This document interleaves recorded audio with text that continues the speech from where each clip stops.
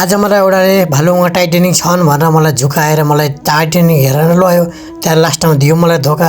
अनि यसलाई मैले साइकल पेलाउँदै पेलाउँदै घर लिएर आएँ। सो गाइस, छोटो मिठो बोलाको स्वागत छ तपाईँहरूलाई। आज बिहान बिहान उठेर म यसो त सहरको मार गइरहेको थिएँ त बारीतिर मकै कत्रा भन भनेर यसो आएर हेरेको त यिनी त आँपका घेरा ठुल्ठुलो लागिरहेको छ। त्यसपछि म भित्र आएर होइन यसो नुहाउनु पऱ्यो भनेर म नुहाउन गएँ।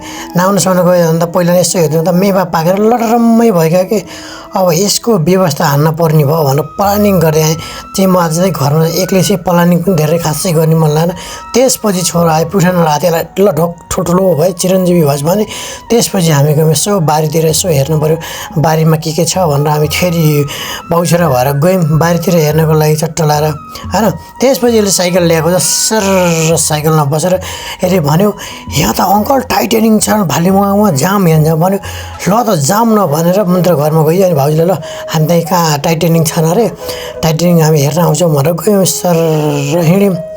पहिले त यसले साइकल चाहिँ मैले चलाएँ त्यसपछि मलाई थके लागेपछि यसलाई त्यहाँ मैले साइकल चलाएँ यसले पनि कुदाइरहेको थियो कि अनि मलाई त यसले उकालोमा त हिँडिरहेको कोही बेला धोका ल्याएछ कोही बेला तर त यसले त मलाई लास्टमा दियो धोका अनि लायो यसलाई छप्पड लाएर त्यसपछि हामी त्यहाँबाट फर्क्यौँ घरतिर। लु दुःख दिइस् नि ल चल साइकल भन्दै पिट्दै ल्याएँ मैले घरतिर। त्यसपछि घर आएर भाउजूका आयो यार नास्ता खाएर लाग्यो घरतिर। त्यसपछि भाउजूले कहाँ जाने भने त के गरेर आउनु भन्नु अब केही टाइटेनिङ छ भनेर आज मलाई ठुलै धोका दियो कि हाँसो लाएर आइरहेको छु।